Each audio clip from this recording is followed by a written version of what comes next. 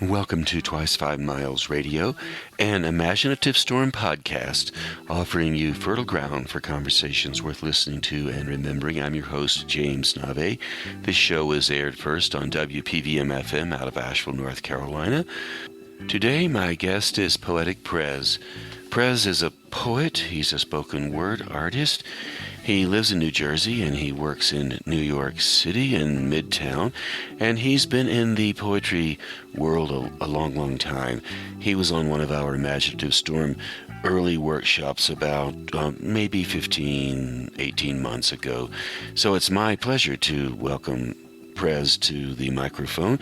I began this interview by just asking him to reflect on his poetic disposition, the way he engages poetry. So here we are, Poetic Prezz.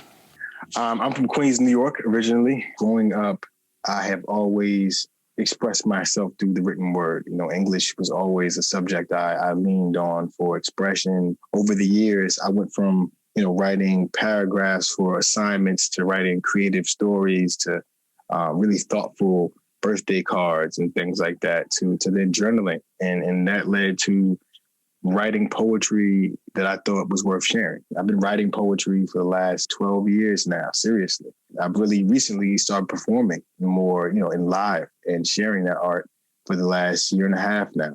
It's been a journey, and I think I've chosen poetry or spoken word specifically because I think stories are how we connect with each other. And performance poetry, it really captures and can transport you to a moment. And I think this life is all about connection. Everything is connected and energy is always shared. So I'm very careful about how I craft my pieces. I'm a selfish writer, so I write for myself, but at the same time, this needs to be shared. Well, when you say you started writing poetry 10 years ago, and you also said that you had been writing all along, how did you know you had stepped over the line into poetry? So I think I knew I stepped over the line when there was more cadence to what I was writing. It wasn't just a story. It was a texture to it with the cadence. Think about, journaling as a summation of how you're feeling in that moment, right? But I think of poetry is more of like a picture, a painting, a snapshot in a story, a particular portion of a moment explored, it's divulged, it's said in a way that sticks, So, even if you don't remember the entire line, how you feel, where I was able to transport you. I think I started writing poems and birthday cards. Like I was saying, I think, birthday cards, I'd really, get as vulnerable as I could and really let somebody, mostly my mother at the time, right? And my sister, letting them know how much I cared about them and how much I thought of them, giving them their flowers, so to speak, on their birthday. I realized it went from just journaling and stories to poetry when I felt a certain timelessness, or, who knows, right? I could have been all wrong, but it had a different texture than just a paragraph put together, nice and packaged. And so you said you are very careful when you write your work and put your poems together. What do you mean by very careful? How does that express itself in your work and even in your thinking, the carefulness? The carefulness comes from being thoughtful, right? I guess what I mean careful, I mean thoughtful about what I am trying to convey. Who's speaking? Who might this message be for? I'm conscious of those attributes as I'm crafting my work, because if I'm going to share it, specifically work I'm going to share, I want to make sure that there are no questions. While some things can be left open to interpretation, I think oftentimes with poetry, there's a point to what we're trying to get across. It's sometimes persuasive. It's sometimes, just abstract, and we want people to go different places with it. And we want people to feel different things. That's really the carefulness. It's in crafting something that can be digestible, but hearty, savory. And do you have a goal in mind in respect to your content, or do you meander around in different categories? And I'm asking that question because I tend to just be like the zebra in the field. I'll go over to this corner, and then I'm over here in this corner. And I love to play with language, but I don't have a focus in mind in terms of the content that I'm generating. Whereas some poets will write about work. Some poets will write about family. Some poets will write about traveling the world. Of course, you and I got to know each other in this workshop that we're both in called the Imaginative Storm Writer Training. And I've heard your work, and you tend to wander around in the best creative way possible. You explore one category and then another category. You do it in 10 minutes, and then you present it. So would you say you more explore categories, or do you get focused and specific on one idea? Yes, I would say I'm exploring categories, especially with the Imaginative Storm course and in the circle we've had. I think, the questions, the prompts have expanded my thinking about my work and what I can write about. The array of things that you can divulge on is they're endless, right? So, but I do think that I come from originally a place of activism. I think I write from a sense of speaking on topics that we would most times ignore or feel uncomfortable. Complex topics, easily digestible, chewable, so from a sense that people can have the conversation or just take in the information and decide how they feel about it, right? So I think I write from that place. It's more family oriented sometimes. It's more, it's oriented in social justice. I don't have as much fun really recently with writing because there are so many reminders of the injustices going around.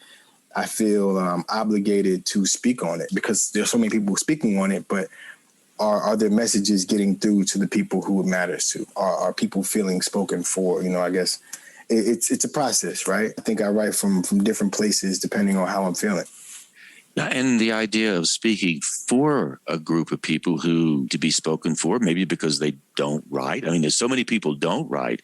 So the people who choose to approach the world poetically naturally are going to represent a fair number of folks who do other things in life. Exactly. And so there's speaking for the group, and then there's also speaking to another group or a larger group or both groups at the same time. So when you think about speaking to a group, what do you think about when you craft your work, and how do you craft your work so that it connects with the harder issues, yet still can land on the ears that may not have been exposed to it as deeply as you have, or has given it as much thought as you have?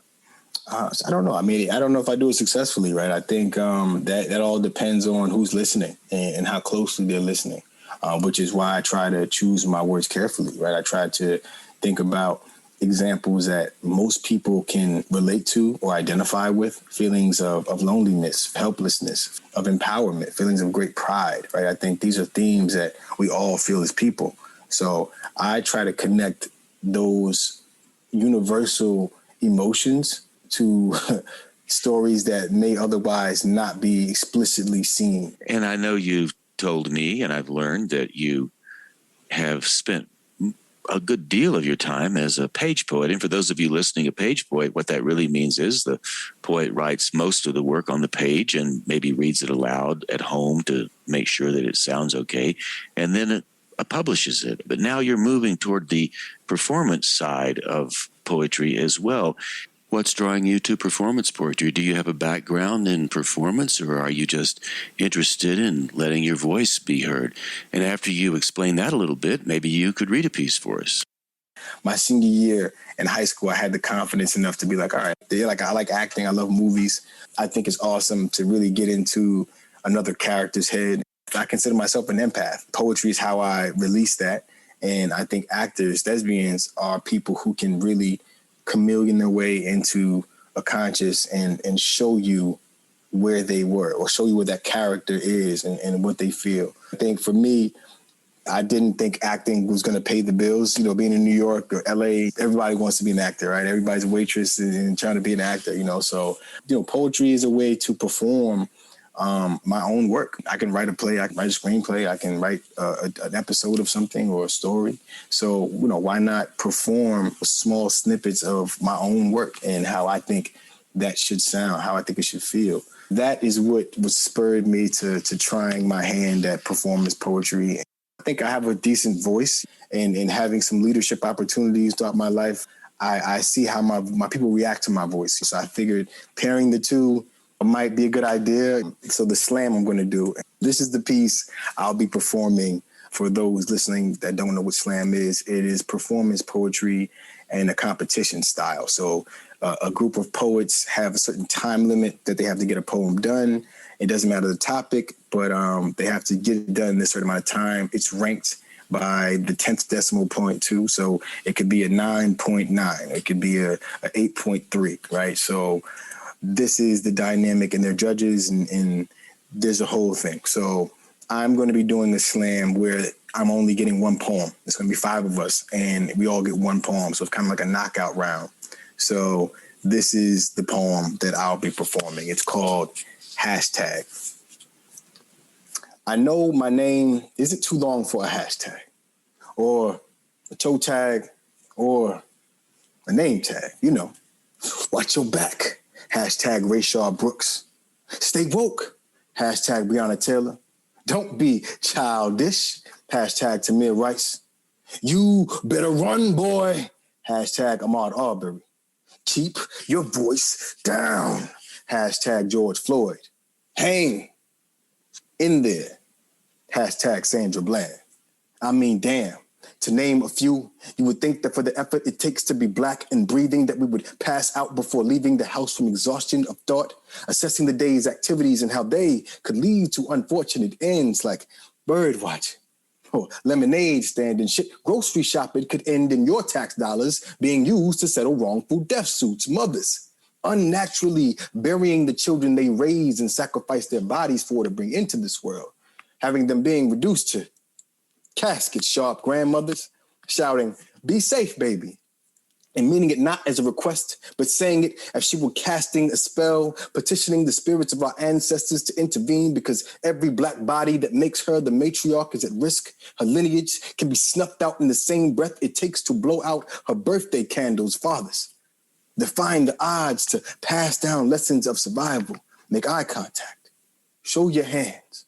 Don't use your mouth too much and comply because it could mean your life. See, there's no one coming to save you, so do all you can to stay alive. I know my name isn't too long for a name tag because I am the only black person in this corporate orientation. Earned my first working a retail plantation, picking cotton in stock rooms yielded no dividend, yet even then, making it stack was the goal, but see now I'm the voice, the snapshot of black life, the check box on diversity, check in at career fair, but was still looked over for promotion, given feedback that didn't match my work ethic, was called articulate as if that was a compliment, and great feat to achieve with someone with lips as big as mine. I'm the only son of a woman tired of worrying if I'll make it home safe from her house or the party or police custody. See, I know my people will remember my name if I go, because our names don't go with us. They live on shirts and cardboard, on the lips of our loved ones, in the yellow paint tattooed in the street. Footage or not, the cycle repeats. Systemic racism was carefully sewn into the very fabric of American culture, the same way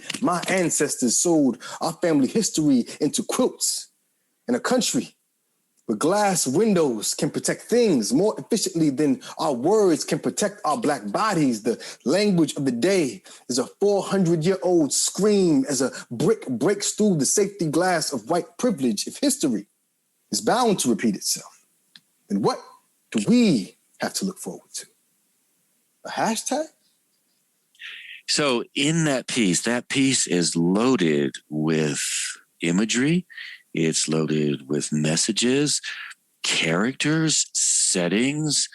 It's a 3-minute movie, all put in, it's wonderful.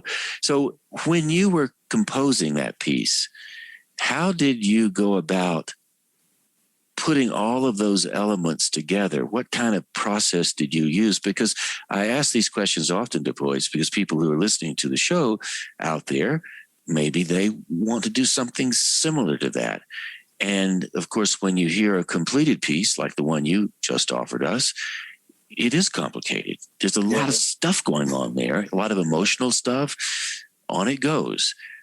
How do you construct that so that you are able to get all those elements in there in a way that has narrative availability and narrative sense? So I start with like a framework, right? So the day I wrote this piece, or the evening, Rayshard Brooks, the gentleman that was killed in the Wendy's parking lot, it was that day.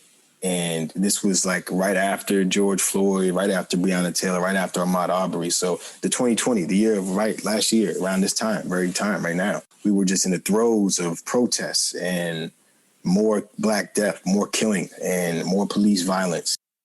The question was, what is left? So I boiled a lot of feelings down to what is left. It was a hashtag. It was another hashtag. So I used that as the catalyst to this piece. So I go down a list of a few names that people may recognize that have recently happened. And I add the imagery of don't be childish. Tamir Rice, he was 11 years old, right? Stay woke. Breonna Taylor, right? She was asleep in her bed. Keep your voice down, right? You better run, right? Ahmaud Arbery was running through his neighborhood. So I use touch points that people will be able to connect to easily, given with the context and the overlay of the subject being the hashtag, what that hashtag could mean and how frequently it's going to be used. And then I went into, again, things that are relatable. Mothers, grandmothers, fathers, we all have those, right? So what are they saying? How are they feeling, right? Mothers unnaturally burying their children, right? That they risk their bodies for to bring into the world. And my grandmother was always saying, be safe. If they're charging us for being safe, we can all relate to that. But what does that really mean for a Black body? What does that really mean for a Black grandmother? The bodies in her family who make her the matriarch, who make her the head of the family, are at risk. Who does she call? What's left, right? So going back to a question, going back to relatable touch points and continuing to craft it. So I like threes, right? I like to write in threes. So 3 examples for everything. So it was a hashtag, a toe tag, a name tag. So the hashtag was the overlay of the poem, and the toe tag I touched on with how our family wished that we survive.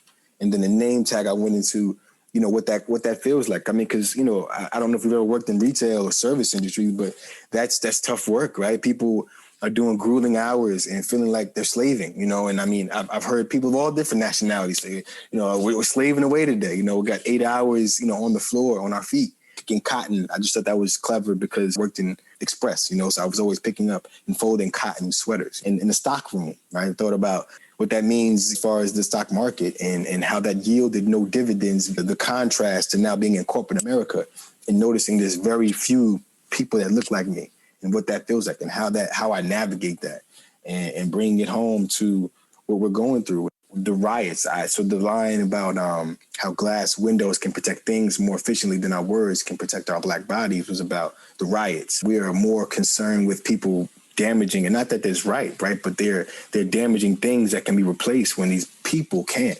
And liking that to these things are more sacred, more protected, more safe than us. I go through a lot of points of how does this tie into the theme, but what is relatable to everyone? What does everyone have? And in this poem, it was about what is left. I think that's an incredible and compelling exploration to think of folding the cotton shirts, the cotton T-shirts, the cotton jeans, whatever is made of cotton in all of these retail stores. And then, of course, you think of all of the people all over the world in factories making these things. Right. And how many millions of people are doing that kind of work with cotton and then referencing it back to the days in the 1800s. People picked cotton and it was the same kind of redundancy over and over again. So people are still picking and folding cotton all over the world. Yeah. That's, I think, the job of the poet is to come up with something like that. I think that's really a good offering. And you mentioned your relationship with the corporate world, and I know that you've told me a bit about your day job, which is a day job that you have because you have a family, you have a child on the way, and so you're juggling the work of the poet with the work of somebody who is in the corporate environment. So tell us a bit about your corporate work and how you fit into that and how it informs your poetry and what you do corporately to make all Sure. this happen? Sure. So, I mean, my corporate life is a very successful one. It's a meritocracy, but it's also politics, right? So it's about relationships. I think life is really about relationships. If anything I've learned is that, you sink or swim by sometimes who you're connected to and what you're able to produce consistently. It's a delicate balance. That's the bigger check, right? And so I have to over-index in making sure that I'm consistently committing to excellence and achieving and engagement. A lot of my job is underwriting different companies. And I have to understand the inner workings of companies so that I can assign what level of risk we're willing to take on, right? So as an underwriter, I'm thinking about, how do I price for this? What exposures do you have? What kind of things what's the worst thing that can happen? And how have you thought about controlling that? So risk selection is constantly going on in my mind, which is funny because I think about my upbringing. Risk selection is always a part of how I navigate, right? So a lot of my work in the corporate space has not just been on the technical side and in the business side, but also the diversity and inclusion space. I talked about being the only one in my orientation, and that was real, right? So my charge the last 8 years in this space has been bringing as many people that look like me who are qualified and can be great at these type of jobs into insurance, exposing them to an industry they otherwise would never be exposed to, because it is a very much so a kind of who and how somebody that's in the industry and they tell you about a gig and you get it and it pays well and you have a pretty decent work-life balance. Having that security gave me more freedom to think about what I really want to do. I'm climbing the corporate ladder, so to speak. I'm in leadership programs. I'm a leader already and advocate for my region, and I'm hitting my numbers, right? But that stuff doesn't necessarily make me feel good, right? So what makes me feel good is paying it forward. And I do that by introducing people to mentors or letting them know about a posting and stuff like that, or prepping for interviews. I love this type of work. Like, it's always about the question, right? Like, if you can ask good questions, you can extract so much information from somebody. And sometimes if you have a good handle on your story, which kind of goes into being an artist, right? Who are you? Who are you speaking? What perspective are you speaking from? How well do you know your story? You can have more time to ask more probing questions for you to understand if you really want this opportunity or not. So that's the way I've kind of been able to mesh the two roles. I've taken my ability to interact with people easily from just being myself and being an artist and wanting to connect with people into my relationships. And that's boded well. And I've been able to, write a lot of business and have success there. And in turn, I've tried to bring in people who otherwise wouldn't know about an industry that I think is one of the best kept secrets in the world, honestly. Yeah, I mean, I need to make more space for my artistry, but it's tough because I think I'm thinking in my practical brain and not my creative brain enough. So it's interesting when you say underwriting, I nod my head and think, oh, I know what underwriting is. But Prezz, I actually don't know what an underwriter does. Best I can say is you explore aspects of a business that your insurance company is going to insure. And it's like an investigation. You go into the elements of the business to try to figure out what the risk is. Now, I'm starting to think this sounds like a poet writing a poem. Am I very far off here? No, you're not. Documentation isn't as poetic as you made it sound just now. But I mean, it is about getting deeper and probing and problem solving and finding. So, my biggest thing is I consider myself a risk management consultant, right? So I'm always thinking about, I want you to be able to do what you do the best. I am here to think about where there are aspects of your business that may cost you money so that you're not able to do what you do the best at full steam. If you have occupational disease hazard because there's too much noise in a factory, you got people who can't work, right? Because they can't hear, and you're paying claims, right? So you're losing money, you're losing workers, or you have a task that is a repetitive motion where they're lifting boxes and they're straining their back. Now you have to train someone new and have to figure out a different way to do that. So I think about, and I have to dig into ways people have control of their exposures. I craft a narrative in the same way. And underwriting really comes from there are slips. So there's like a contract, right? So you and I, let's say I'm coming over to take away or take down your bookshelf behind you. And you say, all right, we have an agreement. If I don't do the work, we have somebody who signs under our contract and says, I'll insure you if they don't complete the job. Just make it as simple as possible. Oh, so that's what it is. You're, in a sense, watching the back of the client. Exactly. So it's risk transfer, so you won't have to bring back your $80 million building because you'll transfer that risk from me for a price. You'll pay $100,000. And if your $80 million building goes up in smoke, I'll make sure that you have the money to repair it and you'll pay your deductible. And that's how it works. Amazing. So you said it's a well-kept secret or a best-kept secret? Yeah, best-kept secret. What do you mean by that? So, work-life balance, right? So, in the insurance industry, it's I've been working from home for a year now, right? But before that, I had worked from home 2 days. I'll go into the office and it's cubicle life. But I've gone to so many games in Madison Square Garden and so many dinners, you expense, dinners and stuff like that. So it's a very social, relationship-oriented industry.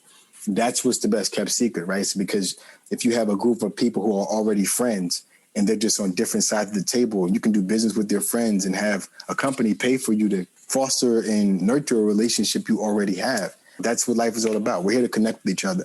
In some weird way, I think insurance has been my way of meeting different types of people and being able to connect with them and get paid to get to know folks.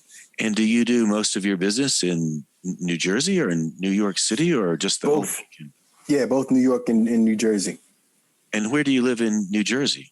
So I'm in Plainfield, New Jersey. So you can go into the city and do the work, and your office is in Plainfield? It's in Midtown, actually, 33rd Street, close to train and stuff like that. So in normal conditions, we'd be in the city during the week, going to dinners and happy hours and stuff like that and connecting and stuff like that. So. Prezz, on that note, I'd like to pause for just a minute for station identification and say to everyone out there, you are listening to Twice 5 Miles Radio, fertile ground for conversations worth listening to and remembering. I'm your host, James Nave.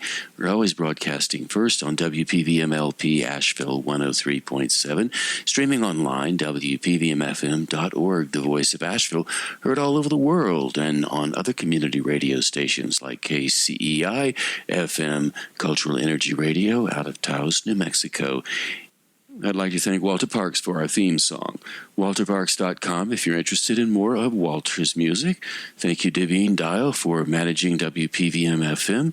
The work you do allows us to have our global reach, so thank you ever so much for that. If you'd like to make contact with me, you can email me through my website, jamesnave.com. Nave is spelled Nave, and I would love to hear from you.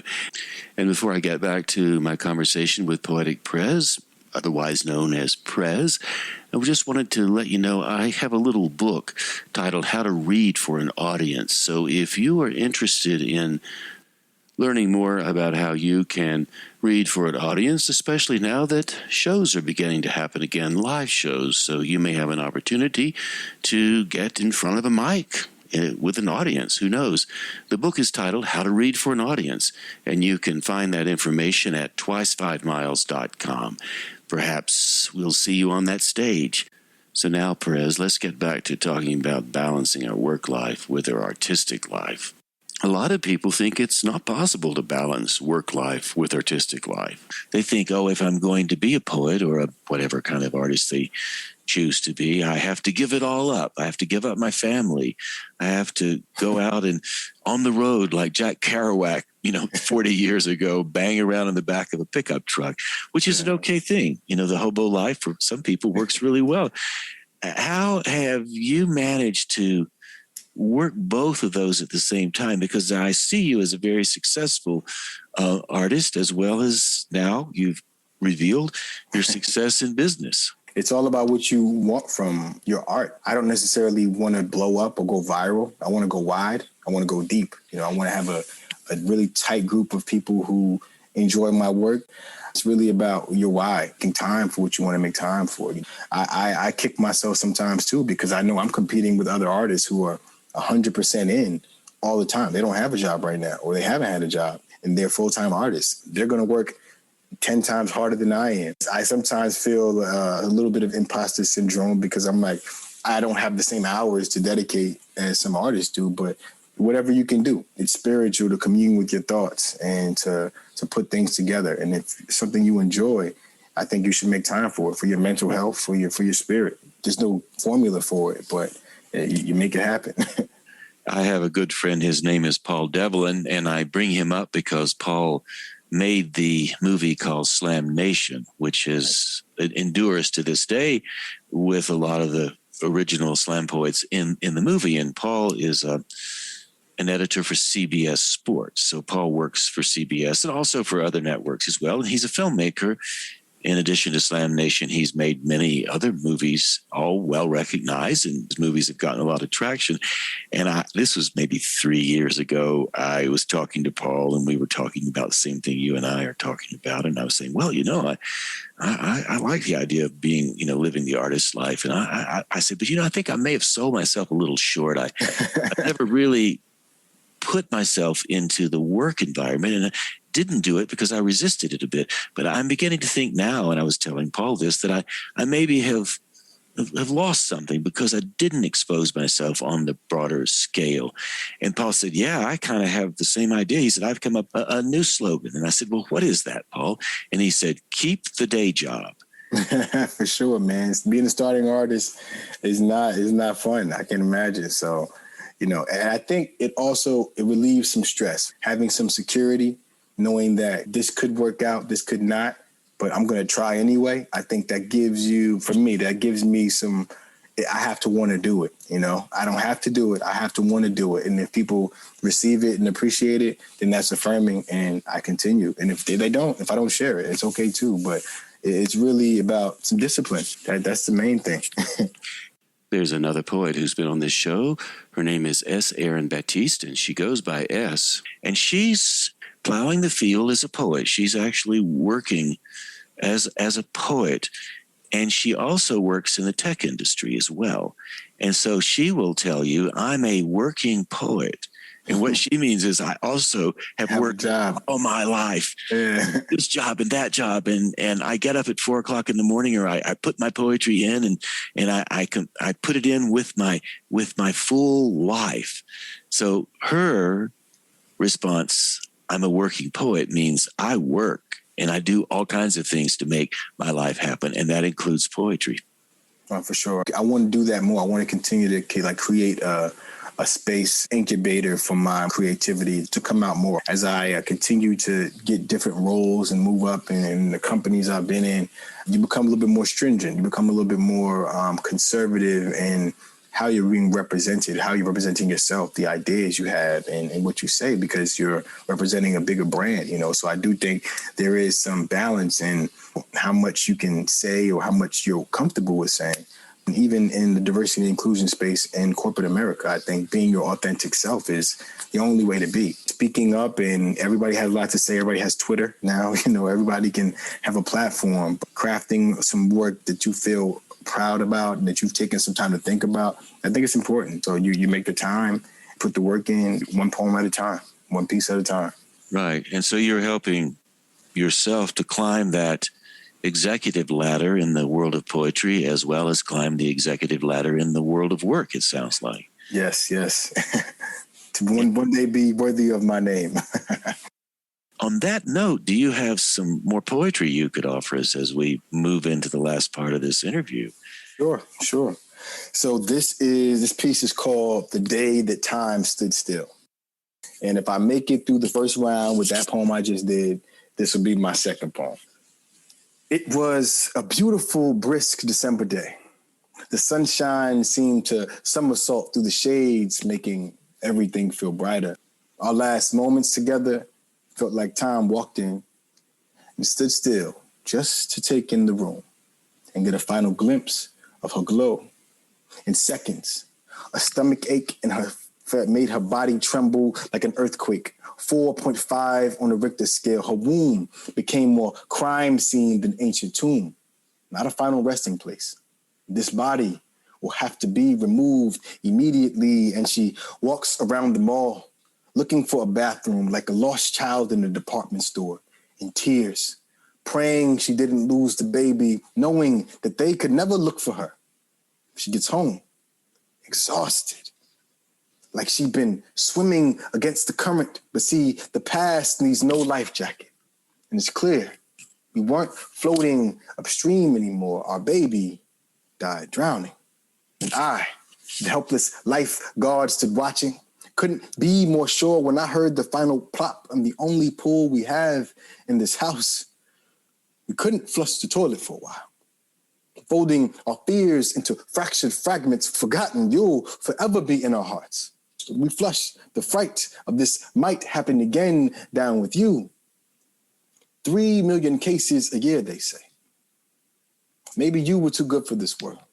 Maybe you wouldn't have been safe full grown because though we're 13% of the population, they put statistical cases on us before we leave the womb or the courtroom. Casualties of conception, and you see, that's what they led with, firing empty rounds of rationale at us, our logic compromised, our faith fortified. See, I've been on guard about this life since the first test she peed on. He said, yes, you had a miscarriage. A verdict with no court of appeal. Hypothyroidism is real, and autoimmune disease, they say 3 million cases a year. As if our community isn't in enough shock from the statistics that never stop, because some doctors lose Black mothers during labor like Black men detained by bad cops. They say miscarriages are common. That's how often grief sneaks up on unsuspecting couples and takes a stab, leaving her leaking. If I've learned anything, it's as men, we can't protect what we can't help. Genes should always be screened. Family history should never be a mystery. Planned Parenthood provided plenty perspective. Get tested. Enjoy the moments just before time walks in and stand still. Rest in peace to every baby that never got to cry and the mothers that they're survived by. Thank you ever so much, Prezz, for that deep and heartfelt, thoughtful piece of poetry. I'm glad you gave us a sense of how you break the elements down earlier in our conversation. In this last piece, not only did you give us the depth, but you allowed us to have that depth within the context of the structural work you applied to prepare the piece. And with that structure, you were able to give us a narrative, pull us into the emotional atmosphere of the entire poem, and allow us to understand what you were saying in a simple yet complex, layered way. Well done. And so that's going to be the second piece you perform in the upcoming Poetry Slam you're competing in if you get through the first round. And with that in mind, how do you feel about competing in the Poetry Slam? I'd like some feedback on those two. I feel comfortable sharing. I don't mind speaking in front of people, and especially because it's on Instagram Live, I'm not getting the benefit of having the energy from the audience. I feel like those are two strong pieces that I can get some reactions out of and relate to some people. Those are my thoughts. Well, I could give you some feedback. This is a show that is all about creativity, so we could do that right now if you're interested in it. I am.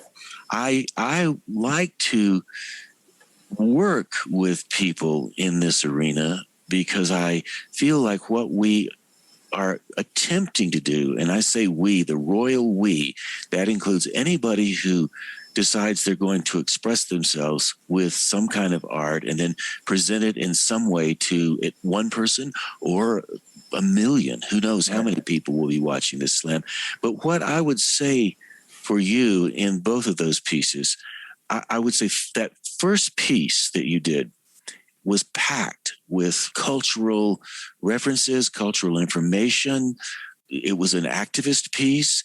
Now, what you might run into with the 5 poets that you are working with in this slam, they all know that they have to make the cut. Now, is the cut going from 5 to 2, 5 to 3? What's the cut? I think the first round is the top 2 go on to the semifinals. Okay, so you're going to cut 3 and take 2. Mm-hmm. So the first round means you've got to deliver your piece to the digital space. Yeah. And who knows who's out there? You don't know who's judging. You have no idea. And so you have very little control over what happens vibe-wise in the digital space. You have some control over it. Like you have control in respect to how high you have your screen above your eyes so that you want to make sure that your screen is in front of you, and you want to make sure that you're performing for the little lens up of your camera, right? Those little technical things are at play. On that first piece, what I heard was a really good delivery. You have a great understanding of it because you've composed it, you've thought about it, and you know all the nuances that are in it. Now, your job between now and when is the slam? Sunday. So your job between now and Sunday is to slow it down a little bit. You might want to run it 100 times. Yeah. And I would say do it in front of the camera and get yourself on your own Zoom call and just go over and over and over. If you can, connect as emotionally as possible to each one of those images. Now, the problem that you have, Prezz, is one that you can handle. This is an executive problem here, is that each one of those images carries tremendous weight. It's loaded, and it's loaded for you emotionally because you're the author, you've had some of those experiences, and because you're an activist. So you are trying to deliver this message. The disadvantage you have is you're likely to have 4 other poets that are giving a similar message. So, for example, for those of you listening, Prezz and I are on a Zoom call, so I can see him as his audience will see him in the next couple of days. But when you came to the line about hanging, and you held your hand up, and then you indicated that you were hanging by a rope, I would, as a director, would say, let the words do the work, and rather than indicating the image. And the reason why is because that image has been indicated very, very often on stage when that reference has been made. That's a really powerful image. And so you could make that image work as one of the hinge images in that piece by not so much understating it, but letting the internal experience happen within your voice rather than illustrating it with a physical image. When you did the bird watching, you held up a pair of binoculars. Again, those of you who are listening wouldn't see this, but you held up a pair of binoculars. So, and this is for anybody out there listening to this. This is for all of us, really. When you engage with an image, allow yourself the full engagement of that image. So you go over it in your mind and you live it and you internalize it. So when you finally say it, it almost sounds like it's calm. And yet it's full of power. There's an urgency there. Now, the second one you did, you have done that one a lot more. You are a lot more familiar with that one. And right away, I could hear in your voice the deep resonance of emotionalism. And so of the two, if you're going to lead with the first one, and in order to make that first one work and compete with other poems that likely will have the same sensibility, because a lot of people are addressing these issues now, you would be well served to try to figure out between now and in the next 3 days how to drop in to the more into the emotionalism of it. So funny way, the deeper you go emotionally, maybe the slower the piece will go, but the pace will pick up emotionally. So what happens often in performance poetry, the verbal pace is fast, but the emotional pace is not synchronized with the verbal pace. So you want the emotional pace to have the rev, and the verbal pace then can be very slow or fast, either one. Yeah, I got 3 minutes, so it's a long piece. You've got 3 minutes, and that's another thing that can happen in your 3 minutes. You may find that you have misjudged it. So since you're on a Zoom call, you might want to have the text in front of you. To have that text there might be a good thing for you. I don't know. It's hard to say. Yeah. So those are some notes that I would give you, but mostly I would go over it and think about each one of those images and think about each one of the characters that you introduce and give them something very specific, characteristic, the way they hold their head, the way their mouth looks, something they might be wearing. And even with the historical people in your piece, the people that you reference, I would look at their pictures. I would study the picture. You may have already done that. Find a video of them. You do that. And then you walk into the show with all of that background. you will undo yourself, and yet you'll still hold the piece together because you're a professional. Right. And in a way, that's acting. You know, the actor gets undone, but the actor also knows how to hold it together. Right. So do you have any questions? I mean, we're going to air this, so this is like a little lesson here, man. No, for sure, man. I appreciate the feedback. Hopefully I win with the first one so I can move on to the second one. Yeah, man, I think the emotionality is definitely a key that I've been trying to master. And, you know, it's funny. So there's a term like, do you know it in your bones? Like, do you know the poem in your bones? Yeah. And I'm definitely not there with those two. The second one, I do know a little bit more. Like, to your point, I do feel more comfortable with that one. This, you know, just the imagery and the topics are sometimes a little bit like they're very close, you know. So like separating the artist, separating the piece from thyself is very it's intricate. It's intricate unraveling. But yeah, man, I mean, thank you for the feedback. And eventually, sooner than later, given the work that you're putting into this, people will start saying that's art, because that's what makes, in my mind, art happen. You just do the work, and then something emerges from it. From that, exactly. Do you have a poem you could close with? Sure. Let me see what I have here. Do you have any themes? No, just pick one. We're almost to the end of the show, so something just to ease us out. All right, let me pick one. I have a persona piece. Okay. Okay. I was a gift from a thoughtful daughter. All 12 years with this family have been some of the most meaningful of my existence. I have my own special spot up on Big Mama's mantle, right next to Jesus, and the pictures of all the children and their children. Oh, how they've grown so fast. And as they have, Big Mama's gotten older, moves a little slower, and needs an oxygen tank because of all those years of smoking costing her a lot. I'm afraid she won't have much time left with us. And like those toys on Toy Story, I'll be packed away, forgotten forever. Though all the while, I've been unequivocally by her side, getting her through those rough times. Every time she turns on the television and loses hope, she looks up at me, gives me a tap on the head, and I bobble and smile, returning a smile to her face. She calls me Barry. And before cancer took Pop-Up, we had some great Christmases, Thanksgivings, Bible study sessions, always a full house. And I look after her now. When everyone leaves, watching her, noticing the fatigue, the cough, the night sweats. She needs to go to the doctor, but she doesn't trust them, see? She doesn't trust the hospitals since they let her husband die. She swears they didn't try. And I sit silently with her as she cries.